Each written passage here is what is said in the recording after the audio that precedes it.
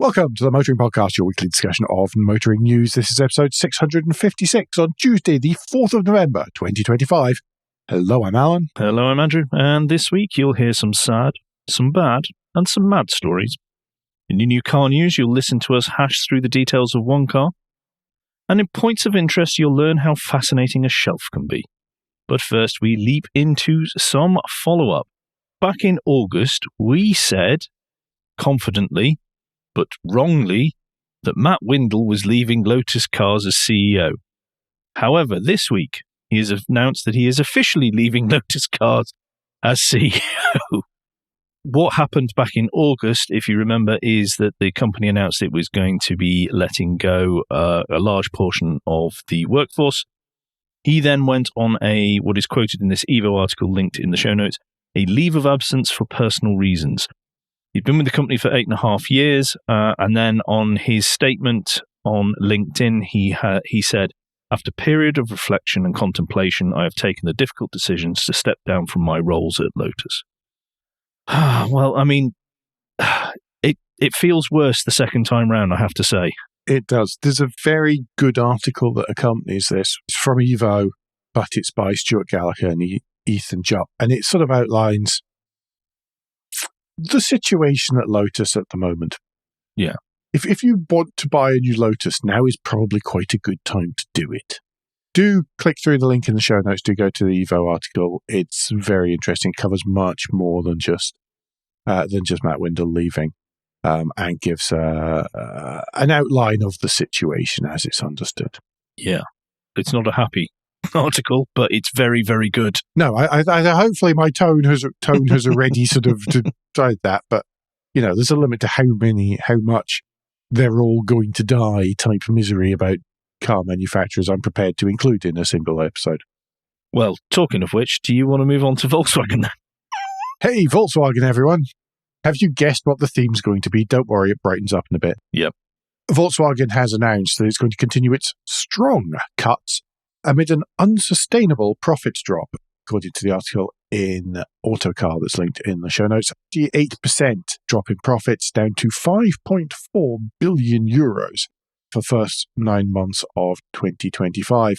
Usual reasons apply, and we're going to see those apply a couple of times today. The first one, of course, is that the Chinese market is just not what everybody planned on the Chinese market being, because the Chinese manufacturers have decided that actually they're going to really up their game incredibly quickly and sort of squeeze out the Europeans.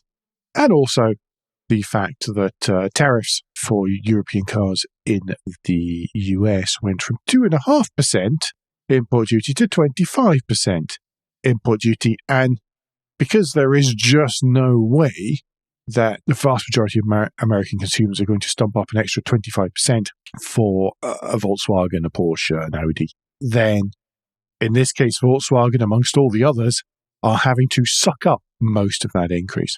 I don't know if anybody's noticed, but they've been being quite creative about it. One of the new ways of doing it is to do with the way that, of course, any American car prices are listed, in that it's before tax, registration, shipping, etc., etc., etc., as opposed to the approach that has to be taken in Europe and the UK because of legislation and customers, which is on the road prices. So there's a big difference. What they're doing is they're sneaking another couple of $1,000s into the old destination charges. And that's a way to just claw back a little bit more whilst not changing the list price that much. I mean, they can sneak that up, but the extra BS that gets tacked on once you've agreed to purchase a car in the US is quite spectacular. And one of the ways to try and disguise some of this tariff cost is to sneak it in there. But as it is, most of the manufacturers are having to basically eat it themselves, because there's no way that the American consumer is going to do so, and they need to sell something. So yeah, VW, not great. They're saying they're going to do more part sharing. There was a fantastic piece here of buzzword bingo from the new CFO, Arno Antlitz. Many things he said. But he's saying that we must stay fully focused on driving our strategic initiatives, improving the cost base, the full force, and to continue our initiatives to reduce complexity and increase execution speed. Okay, then. I'm pretty good at that kind of corporate BS, and this one is hitting me hard. Reducing complexity and increasing execution speed, that to me means more part sharing. How on earth they can do much more part sharing in Volkswagen, I don't know, unless we're going to see Polo door handles on a Macan. But even then, I could actually believe that most of a Polo door handle is already used on a Macan. So I'm at a loss just where they're going to find that. Yeah, I don't know. But there we go. I mean, Porsche and Carrier have been two of the big areas of business where costs will be reduced, it says. Yeah, it's not all bad news, because Skoda has gone up with their sales, and also the number of EVs they sold has gone up, which obviously each year now moving forward, this will happen for every car company that is beginning to sell EVs or has started selling EVs. As the wider public are more accepting and understanding of electric vehicles, and the infrastructure allows for it. Mm-hmm. Absolutely. Next up, Mercedes-Benz, which is more of the same, really. We could just repeat ourselves, but just say Mercedes-Benz instead of... It is pretty much identical, except for the fact that the profit plunge is not as bad as analysts were expecting. They fell by 30.8%, and they managed to make 1.19 billion in the last quarter, because the Volkswagen Group financials were for the last 9 months. This is just for the last quarter. That's why there's such a difference in figures. 1.19 billion euros, because analysts expected them to only make 1.09 billion euros. So, well done. But Mercedes say that is exactly on track with what we changed our full year guidance following as soon as Donald Trump said there is now tariffs. Yeah. They changed their projected outcomes, and they seem to be hitting it, which the stock market seemed to accept, because their share price has pretty much just gone slightly up but just stayed static, whereas others have dropped when news like this comes out. Mm-hmm. I think its expectations are being met, so therefore people are a bit more relaxed about it. It's when something surprises them in a bad way that it causes the jitters. Exactly. I don't always understand how stock markets work. I mean, it's a game, but... It is a game. It is a game. Anyway, talking of stock markets... Yes, speaking of stock markets and shares, Polestar. Polestar is listed on the NASDAQ, which is kind of technology stock market, and it might not be listed on NASDAQ for very much longer. One of the rules is that stocks and shares on that particular index have to remain over $1 per share. Polestar is not. Since September, it's actually been under. It's been near record lows, and shares currently are standing at around the 84 cents mark. If that continues, then they're going to be forced to leave that particular stock market. It's mostly been a tale of dropping shares, really. Yeah. As is the way. I mean, Polestar has a couple of challenges, one of which is that it's seen very much as a bit of a dressed-up Volvo, which it kind of is. The other one is that it's just a car, where as opposed to, let's say, Tesla, where it's a cult around one person, but it's also Tesla, at least, even if you get rid of some stuff, there's still good stuff of value in Tesla beside the cars. So there's the so there's the charging infrastructure. I've just realized where I've got to. There's the charging infrastructure, which, to be honest, to me would be more valuable than the cars of Tesla. Yeah, 100%. But you notice it's the unsexy bit, so it's left alone, so it can actually just work most of the time, it seems. But no, Polestar having a really tough time of it. As I say, it's I don't know. It seemed a good idea to list them, I think, a few years ago when they were new and fresh and look at the technology. But then the world hasn't moved on that much. There's nothing else to go along with it. It was probably a pretty good publicity gimmick at the time. But luxury and premium EVs were seen as such a positive thing because the West had got off its backside and started to pay them attention and realised that they were going to be a thing. But the reality has turned out, like we were talking last week, the reality of the market has turned out to be very different from what people want / can afford. And again, intended growth in the US, absolutely stymied by the Trump administration as well. Mm-hmm. Let us move on to something more positive. And negative.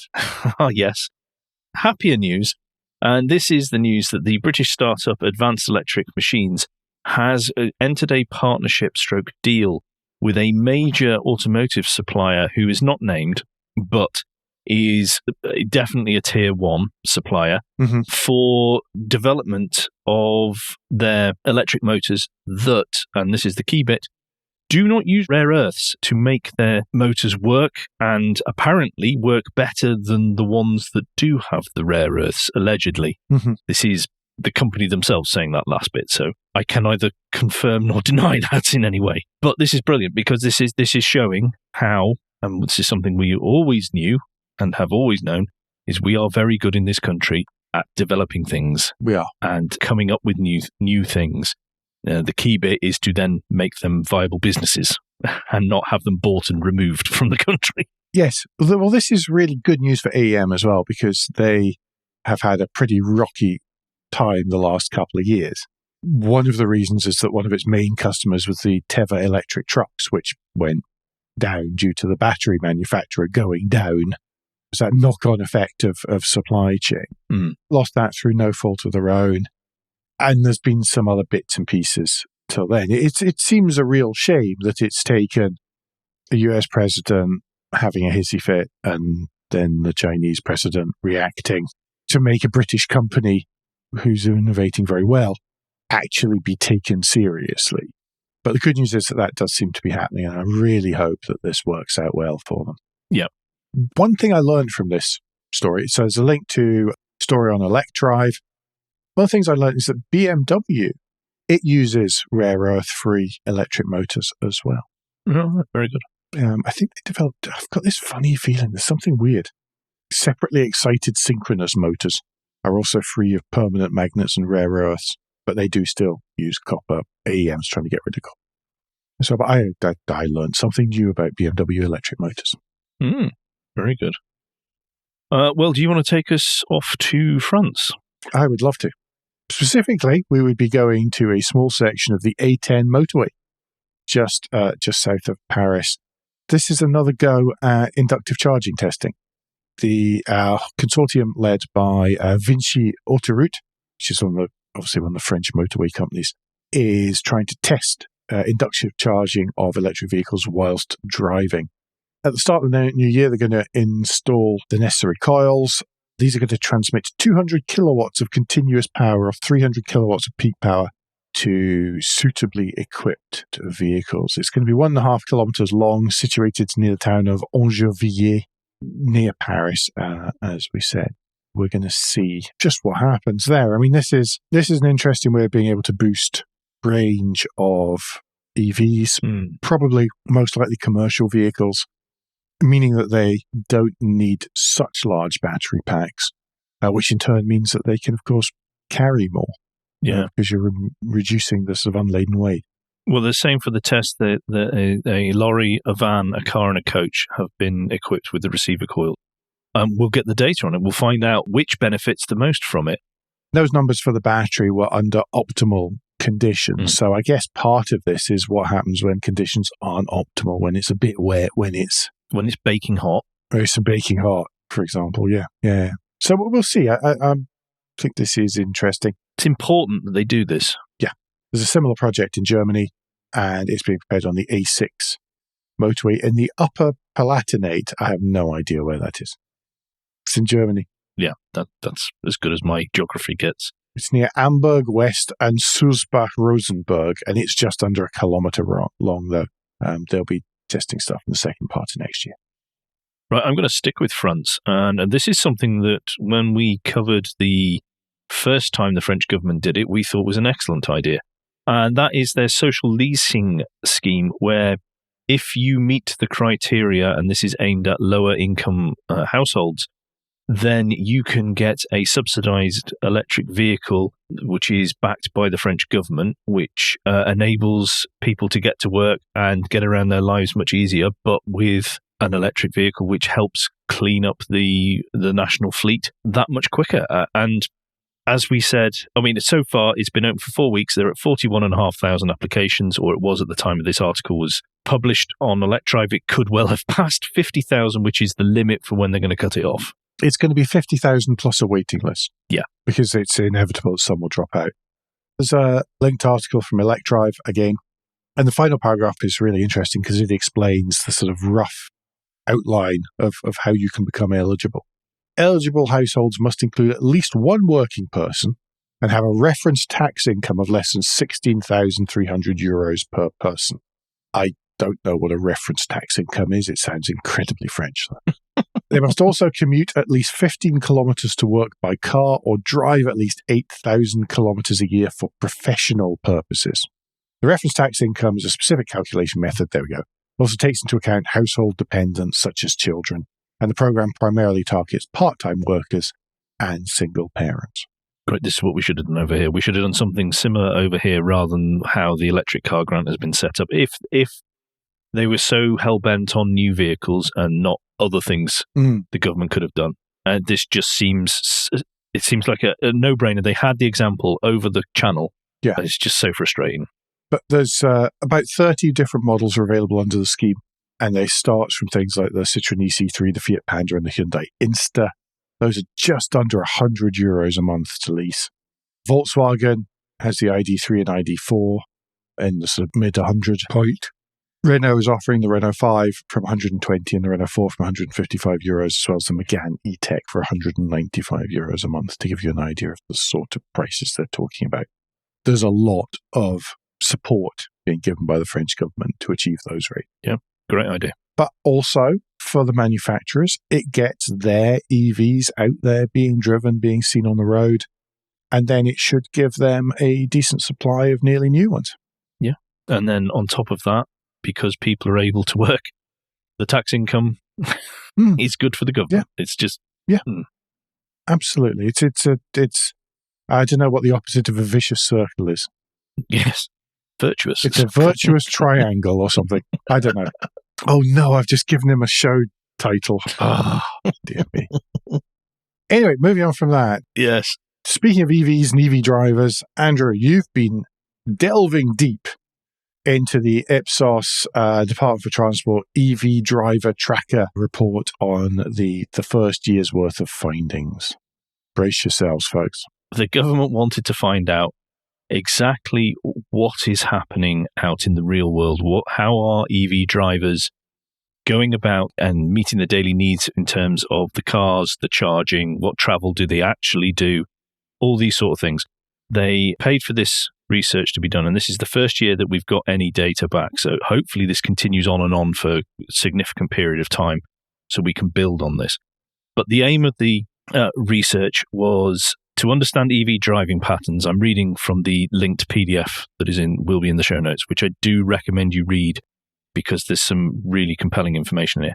Also exploring charging behaviors and experiences both at home and at public charge points, which is important. Identify barriers and enablers to EV usage among current EV drivers, and provide evidence of the impact of recent public charge point regulations. Now, I must make clear here that for this, they are saying an EV driver is both the battery electric vehicle and a plug-in hybrid vehicle driver.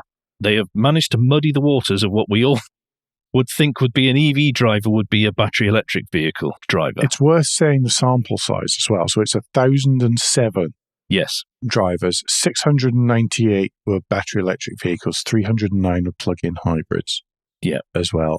Quotas were set on age, gender and region to make it nationally representative. But we don't know what brands, we don't know what models. No, we don't know because that can have detail. An impact on some of the attitudes and things as well, I'm sure. Of the 1,007, 80 were invited to take part in an online diary between the 21st of November and the 4th of December. This is in 2024. 77 took them up on the 2-week period. Some of this information is coming from those 77, but they feel that number is large enough to give a representation across the country. It's because they have picked across regions, they have picked across genders, incomes, age groups, all sorts of stuff. They have tried to make it as wide a mix as possible. Not wishing to inflame you in any way, shape or form, is it fair to say that it's worth pointing out that obviously all of this was in the past? Yes, it's a year old. Maybe the recent past, but essentially the numbers from that kind of stuff are a year old already. Yeah. Okay. Just through the nature of this, I don't understand why it came out in August. So they had, they had from December to August to get this sorted. And okay, I'm late to bring in this, but it's not made it into several shows because we've had other stuff that was in, and plus I've talked about other reports and didn't want to make you all wish to switch off the show. Yes, we can only have one of these angry reports per show. Well, I'm not actually angry with it. I just think it's very enlightening because what it turns out is most people who took part in the survey have access to off-street parking. You can go in and find out the actual percentages yourself if you want to. And most who drove their EV did it only once a week, with 3 in 10 driving daily. Now, the median battery electric vehicle journey was 11 miles. For the PHEV, it's 10 miles. You know what we've been talking about recently about how public charging networks cost a lot, but they are struggling to make any money because of the absurd increase in charges they face themselves, etc. But if people are not really using them anyway, it makes it trebly hard. Yeah, and as I said at the time, the challenge is, though, and it's borne out by reading through this survey and this report, is that when they do have to use a public charger, they darn well want it to work. Yes, absolutely, because when it comes to satisfaction with public charger availability, only 52% of EV drivers are satisfied. So 48 are really not happy. I think I fall into the 48. You are, yes. I think I am the 48. I get that angry. Yep. So somebody's had some press cars recently. They may or may not have been electric. Yes. And unlike the one of us who can't get hold of press cars because of where I live, one of us has loads and loads of public charging nearby, and one of us doesn't. You can imagine which way round that is. Very motoring podcast. I mean, I have my choice. I have, I think 30. Within, if you put a sort of 3 mile circle around me, I have 30, 40 public chargers, and that's not including the 2 different sites of Tesla ones that I have. This is part of why I wanted to bring this up, is because we keep being told that, we've got 75,000 public chargers. You go, but are they the right ones in the right place? Do they work consistently? Are they for the needs of what people have now, let alone how it's going to move as we move away? Because like I said, most have access to off-street parking, which absolutely makes the narrative and the discussion about EVs and how people just go, well, you should just get an EV, understandable, is because they don't have the barriers that others do. They don't have the problem, which is going to be increasingly more of the norm as we move away from those who can home charge have or will very quickly. We're now moving into the people who haven't moved to an EV because they know they can't charge at home and they know it's a bit of a faff and tricky, which is what makes these moves to have on-street charging for people who don't have home charging capabilities really, really important for what the government's doing and the initiatives of maybe the pavement gullies, although I'm not convinced by them, or using lampposts or converting those BT boxes that we hoped that would happen but aren't now. Going back into the figures, they're saying for the average number of chargers, it was 4 over a 2-week period. And if most of them are charging at home, again, compounds that or underlines that it's so difficult for the public charging network to make this a viable business. Only 9% of battery electric vehicle drivers are totally reliant on the public charging network. And interestingly, in the data, they say at work or school is a public available charger. So they're not talking just about on-street parkers or the hubs or at the supermarket. They're talking specifically work as well. That's been dragged in. This last stat I'm going to mention is, I think, fascinating and something that needs to be dug into. But 78% of EV owners will go for another EV. That means 22% won't. Now, we've always been told it's something between 90 and 100% whenever you see these loud proclamations from, Fully Charged and ZapMap and this sort of stuff. They go, oh no, all these people will get another one. And you realize that the Whether intended or not, it is a biased position that information is coming from. This isn't a biased position. This is the government has asked people, or got Ipsos to ask people, and they are relaying what we have to presume is the truth.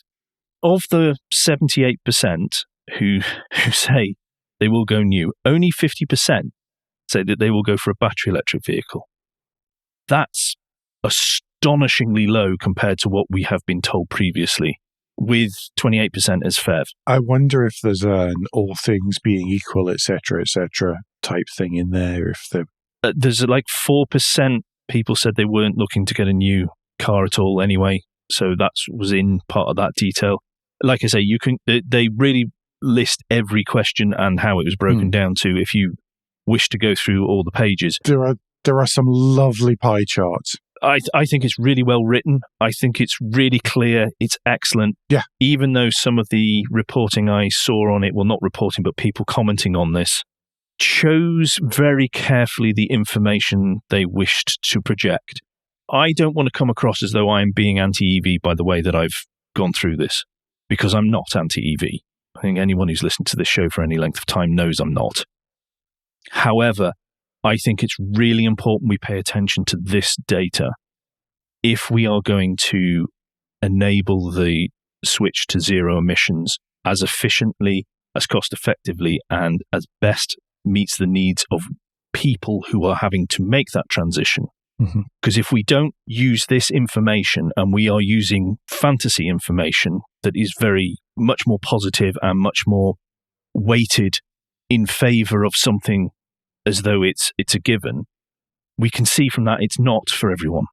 And this is people who have electrified vehicles saying, look, there's problems and we need to address them. Otherwise, we're just going to compound that. And then when you do get people who switch across, who aren't as well informed, who don't know, they're just going to reject it quickly and make a big stink. And then that makes it harder for people behind that.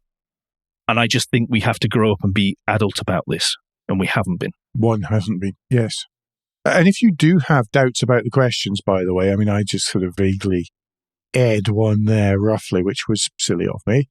There are copies of the whole questionnaire, plus what you've got to have answered to show what comes next, etc., etc., etc. It's like the whole thing for the are included in this document.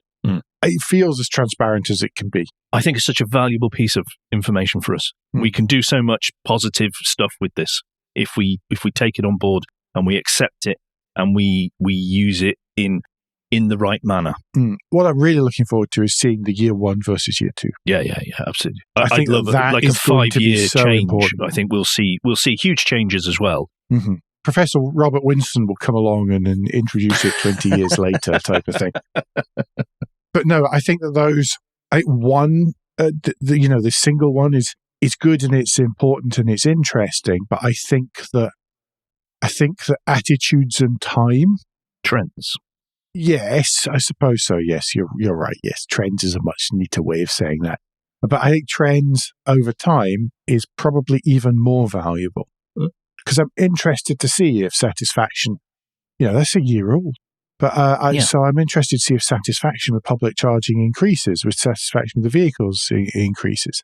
It's a bit of a shame that it's not a case that everyone has the same vehicle. Yeah, that would be interesting. Because that would be very interesting. That would take one of the sort of anomalies out of it. Because I'm slightly concerned if somebody's got an EV and it's one of the less good ones that there maybe were a year and a half ago, 2 years ago, that will influence, especially given it's not a massive sample size. Well, they do mark that a certain percentage were bought used electric vehicle. Some were on new. But also, I think, if the average journey is 11 miles, the Dacia Spring approach really fits a lot of people's needs. If you bought a 5-year-old Nissan Leaf, you're doing it because that's your use case. And I plug in it at home, so it doesn't matter. And all I'm doing is I'm pottering to the shops and back again a couple of times a week. Yeah, I don't even have to charge it up every time I get home. Yeah. I do that. Whereas at the other end of the scale, people going out and buying, I don't know, I can't think right now. BMW i4, for example, you're not going to buy that because you're going to do 11 miles median journeys. It's different use. So that's a little bit tricky in my mind. But other than that, it's a cracking piece of work, really. It's a great resource that hopefully will get picked up now, and we can start, like I said, we start acting on this information in a much more grown-up manner rather than the pointing and shouting at people and telling how it's all this. It's just that needs to go out the way. It's so tedious and boring, and it's not helping anyone. And not just for EVs, but it just seems to be the way that the things are at the minute. And as it gets colder and darker and wetter, then people's attitudes don't tend to change for the positive. Yeah. Psychology with Alan. Yes. On that note, I think we've made it to the end of the first part. Yes, and that means, of course, that it's Guilt Minute, the quick break in the show where we ask for a tad of financial support to keep the lights on and the hosting running. If you feel that Motoring Podcast is worth small consideration every month, then you can become a patron. Different levels of patron include different levels of commitment from us to you, including being able to watch the show recorded live. We also have a small range of merchandise in our spring store, from stickers to mugs and t-shirts. If you don't have any spare cash, we do completely understand. Then you can help us by following for free from our podcast player to receive every show as they're released, and by liking and rating the show in whatever way your podcast supplier lets you. If you've done all of that, and some of you do so, thank you very much, then the last thing you can do is to recommend us to your friends or colleagues. Don't forget to like and subscribe on YouTube, everyone. Yes, thank you, everyone.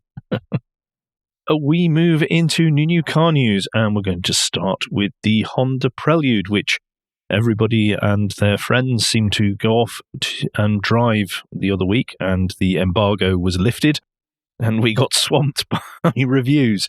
However, these are all from abroad. Some of the information you get, you have to take with a pinch of salt, like ride and handling, because roads elsewhere are generally better than here. They're all driven on really, really smooth roads in Germany, everyone. That's what he's trying not to say. But the Prelude is a two-door coupe, which looks very similar to the Honda Civic at the front, and then slopes away in I think, a fairly really nice-looking rear and three-quarters and rear end. But I'm just wondering why. It's a coupe. I love the fact that someone's bringing out a coupe. Internally, everyone, we are celebrating the fact that we're getting to talk about something other than a Chinese electric SUV. Well, yeah, that's definitely Let's look at the real positives here. It's also available in bright blue. Yes. What we're both stuck at, because it's a handsome vehicle. It's priced around £40,000, which seems, well, I'm told, is reasonable these days. It's all right, but it's not wonderfully exciting, and all these, it doesn't have a wonderfully exciting engine or gearbox, sadly, which people are saying that would be lovely if it had those things. And so as a result, who's it for? Who's going to buy it? Is it going to be some, you've just retired, I've always wanted a coupe, so I've decided I'm not going to buy a BMW 2 Series or a small Mercedes coupe used. I'm going to go and I'm going to buy this Honda coupe. I don't know. Well, you're not buying it for sporty pretenses, because if you want you'll get the Type R, because this thing has just an automatic gearbox where you've got no chance. You can't have a Type R anymore. Well, you get it's a used dead. one, don't you? Well, I know that it's going off sale. But the trouble is that the Type R isn't just sporty. The Type R it's beyond sporty. It's pretty hardcore. It's a hyper hatch. We termed them hyper hatches years ago, didn't we? We did, which is not what this is meant to be. This is more of a grand touring coupe. It's like the old 80s Prelude. That wasn't about breakneck, sporty performance. It was comfortable, brisk, and something a bit different. Technological tour de force. Yeah, I agree. It is more like that. But is there still a market for that type of car these days? I hope so. I really do hope so. But I'd have to drive it, but on paper it doesn't entice me. And I'm just ignoring. Generally, I look at family cars and that sort of. I'm ignoring that. I'm just going. If it was just me, It was just you and Mrs. Windscreen. Mrs. Windscreen would like it, the pair of you, because she'd drive it because she likes an auto. No, she doesn't. She does. Like she loves autos. Took me years to get her to drive one, and now she doesn't want to go back to manual at all in any way, shape, or form. Thank you very much.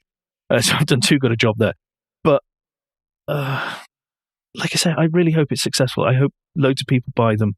I hope someone can explain to me what need this is fitting or fulfilling. Because if I can understand the need, then I can probably understand who's going to get it. Yeah, I think the need is someone who's just retired, who's driven CRVs for a long time, likes the Honda dealer, and as a result is going to buy this. Yeah, that is my genuine feeling. I just hope it finds a market. Yes, absolutely. Or its market 100%. finds it. That's really where I thought with that. I love the idea of it. I like that it exists, and I hope it rekindles that particular market segment. 100%. If you do, however, want an electric 5-door Chinese SUV for around the same price as the Prelude, though, then perhaps you'll be interested in the smart Hash 5, which arrives in the UK very soon for a starting price of £39,800. It is around the same size as a Skoda Enyaq, a Tesla Model Y, and the Hyundai Ioniq 5, and comes in everything according to evpowered.co.uk. From sensible single-motor variants to the 637 brake horsepower Brabus model. Why you need that, I just don't know. Begins with entry-level Pro, which has a rear-mounted motor producing a mere 268 brake horsepower with a 74.4 kilowatt-hour battery. That gives you 289 miles of range or thereabouts. Above that, there's a Pro Plus version and a premium model. They will take you up to a 358 horsepower motor, 94 kilowatt-hour battery, and 366 miles of range. So your 11 miles per trip can be an awful lot of trips.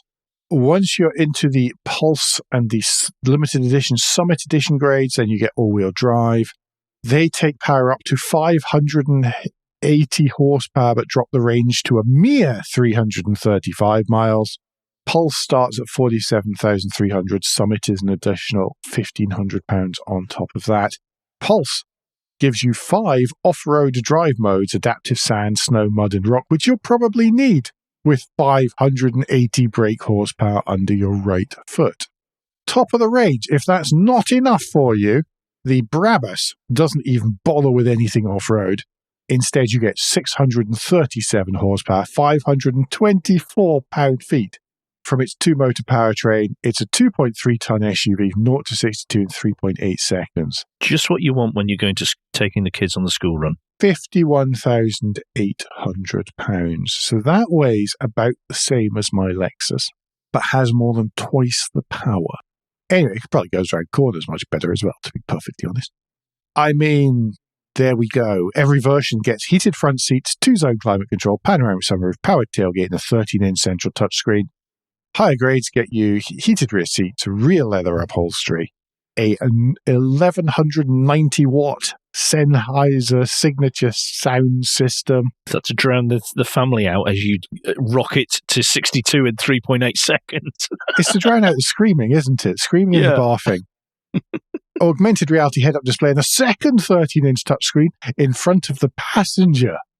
For whatever reason that might be. I think that's a prime example of showing the cultural differences between what China expects in a market and what we in the West expect and want. Which one is this? I don't know. I don't expect or want most of that. I think the 2 screens is China. I think so too, yeah.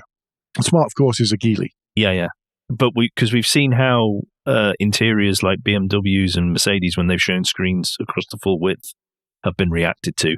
And it's not positive when it comes from like the UK and Europe at all. No, it isn't. And including the whole Mercedes interior light show thing. Yeah. But that might be down to the photographs. Obviously, I'm sure it's not that bright in real life. I'm going to move us on now to round out new car news. And because the Volkswagen Group realised that Seat was actually quite profitable, they've had to quickly update and facelift the Ibiza Nerona whilst they wheel them both out for I don't know how many years now. I mean, I went to the Arona launch. That was like the first launch I went to. Yeah. That was in 2016, I want to say. Something like that. So this has been around a long while. These are it's a super mini-sized SUV next to the basically a raised up Ibiza is what you're looking at there. Again, I think this demonstrates how badly Seat have been treated and misunderstood and just ignored by the Volkswagen Group. And yet the Seat Ibiza is always seems incredibly popular with younger drivers. Yeah, absolutely. It's the stepping stone to an Audi A3. And they're so popular in Europe. These cars, I mean, where they've made the money is in Europe, particularly in markets that don't have as much money. It is a value proposition, but has a bit of a touch of sportiness in terms of the looks and things, whereas Skoda has in the past, although I think they're leaving that behind, the value proposition, but in a much more conservative, grown-up-y way, if you see what I mean. These facelifts, by the way, are very attractive. I like the Ibiza a lot. I think the Ibiza here in red. The bonnet looks great, actually. Yeah. It's a really, they've done a really nice job of this. But the existing one still looks pretty good too. Yeah. It's the way they took him to Penzance to photograph him as well. Yes. If you come around the other side, there's going to be St. Michael's Mount in the background. I joke. But no, good luck to them. I hope they do well. I've always liked Seat. I think they do a lot with what they are given from the Volkswagen Group, and I think they make the most of it with limited resources. Fantastic example of part sharing. Yeah. As we talked about earlier, I mean, I'm just looking at the picture of the interior, and you can see lots of parts from lots of existing Volkswagen models. Yeah. Well, yeah, you look at Cupra as well. Cupra do a very good job. Both of them. I've got a lot of time for both of those companies. Me too. Anyway, that sees us leave new car news and move on to points of interest. It does. Well, I actually had missed the Seat story and had forgotten to open it, so I was ready to go from the ridiculous to the sublime. Once we're talking about finished talking about the Smart.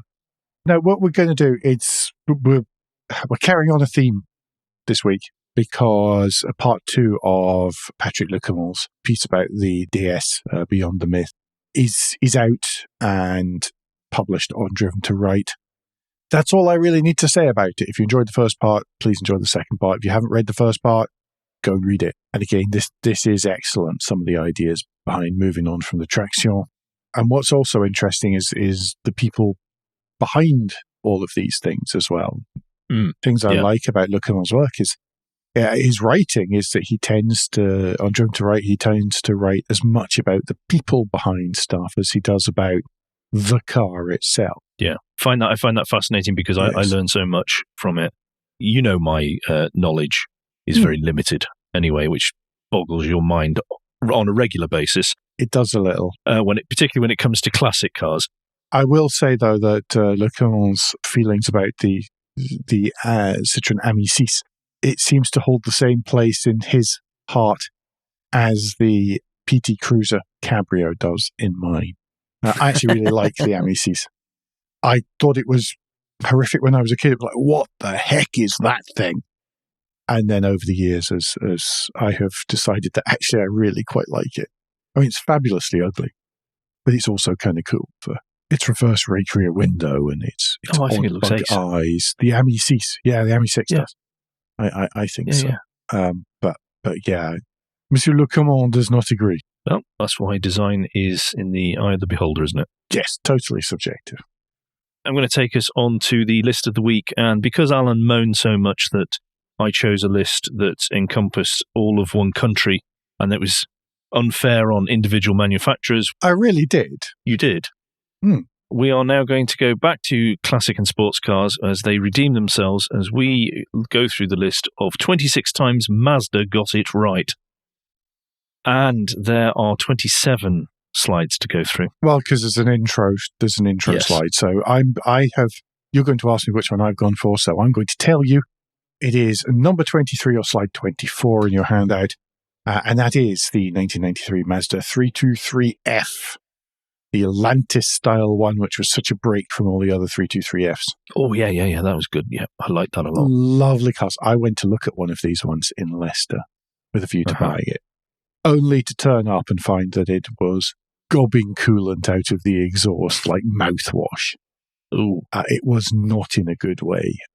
A friend of mine had a V6 one, which was the one to have, the same engine as in the Mazda Z-Dor 6, which you might also find in this list. But transverse, brilliant until you want to do any work on it. If you took these to a garage or an independent who was vaguely aware of them, they said, Is it the V6? Yes. I'm sorry, we're not working on it. Just because it's such a low bonnet line and an engine which is jammed up against the firewall and very hard to maintain. But great looking cars, frameless windows, all these kind of cool things in a sort of compact C segment size, smaller end of the C segment size. It looked like nothing else on the market at the time. It looked so good compared to everything. Everything else looked dumpy and old and slow. And this is the version with the projector headlights, not the predecessor with the pop-ups. Which, pop-ups, that's cool, right? Yeah. But this even made that look sort of slightly dumpy and stuff. Such a cool car. I do like them. One of those things in my great big lottery barn would probably be an immaculate one of these if I could find one. Good choice. How's about you, then? It's 27. Well, I need everyone to go back to slide 8, and this is number 7. And it's the Mazda, I'm going to butcher the pronunciation, Luca? I think it's probably Luce or Luce or something. I don't know. So this is from 1966, and Alan will be pleased at this. I looked at that and went, did Giugiaro get involved in that? And then read, and yes, he did. So it is rubbing off. It's rubbing off. Finally, it is very pretty, but it's kind of funny looking at it because it could almost be a little tiny BMW as well, couldn't it? With that, It's almost got the Hofmeister kink at the back of the rear door. Yep, and the wraparound rear window. The way the C-pillar comes down. Wraparound rear window and those pretty lights. And how much glass as well.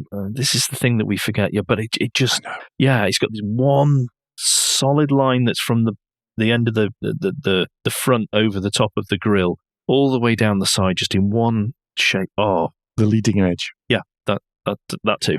But all the way down the side, and you just go, oh, what are we doing today? What are we doing today?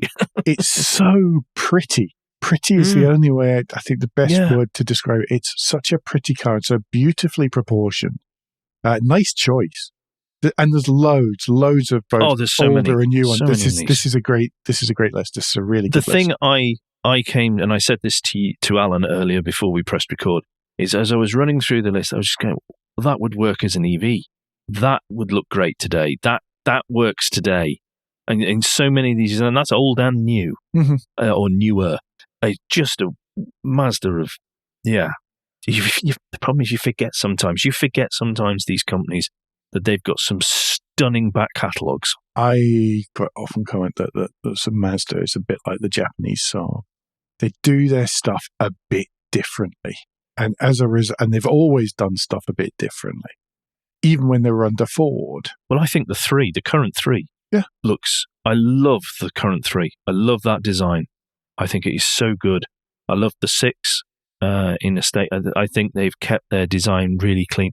I think their EV6 is not as good, and when they've gone to SUVs, it's not worked as well. What's the design language they talk about? It's not horse and rider combined. That's the old one. It's begins with K, I think. But it's if I remember correctly, it's something to do with drawing with one line, isn't it? And that sort of thing. Yeah. And you look at a lot of their models and you go, yeah, absolutely. But some of the really big SUVs, it struggles because, well, nobody makes a truly very good looking big SUV unless you are wanting rugged off-road look, and then there are a few companies that manage that. But that's not a size and shape that screams, oh, we can be elegant. I think they're currently on Kodo, aren't they? Yeah, I think so. Solar Motion. Keep being Mazda, please. Yes. In a word. That brings us to the and finally this week. And finally, is, once again, we're celebrating French cars. This time we're doing it along with Stu Bird. And what we're looking at for 11 and a half minutes, believe it or not, is the Citroën Visa parcel shelf. It's wonderful. It is. It is really, it's obviously massively entertaining because it's Stu. But I didn't realise this about the parcel shelf, what he goes on to explain. And it reminded me of another car. But I just, want to love listening to Stu anyway, but equally finding out these details in cars I'm never going to get near, I'll never see, I'll never drive. And it's very similar to you can always drive why his. I like Hubnut and Ian's stuff, because he goes and experiences these things and can share them with us. Otherwise, this stuff would be lost, wouldn't it? It would be lost. Yeah. And another thing why Driven to Right's so good as well, because that sort of stuff would just disappear. Yes, absolutely. Yeah, I totally agree. And it's one of the reasons why we like to try and share it. Yeah. Some of the reasons that the Points of Interest bit exists is so that we have the opportunity to share these things and tell a wider audience about them. And I do hope that people do go on and read or watch or whatever the stuff that we talk about. Yeah. And feel free, as ever, just a reminder, because we haven't said this for ages, if you find something you think is interesting and would work in this segment of the show, or even news stories, do send them our way. And we'll give them a look and we'll see whether we think it makes it in or not. Bizarrely, these can be the hardest parts of the show to fill every week, partly because they require real, genuine human effort to go out and find the stories, and also, but also because there's so much guff has appeared these days. And list of the week. Yeah.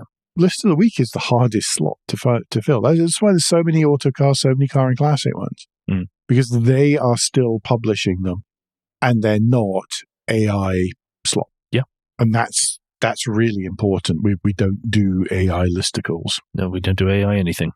AI overpowered everything for a while. Nobody published listicles anymore. Yeah, but we still like slot. And when we tried the car configurator ones, we got pretty slammed.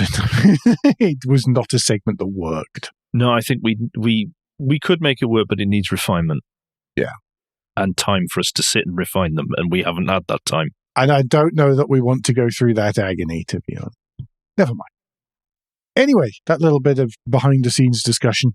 Don't forget, between now and next week, you can give us any feedback. Share your thoughts on the show at motoringpodcast.com on Blue Sky, at Motoring Podcast on Instagram and Facebook, and on the contact page of www.motoringpodcast.com, the hub of all our activities. Remember, you can support us financially via Patreon, and please leave a review and rating on Apple Podcasts, YouTube, or however your podcast app lets you do such a thing. Andrew, what's the best way to get in touch with you? Best way to get in touch with me is if you search for Cracked Windscreen on Blue Sky, or I am on LinkedIn as well, if that's your preferred platform. And Alan, if people would like to get in touch with you personally, what's the best way for them to do that?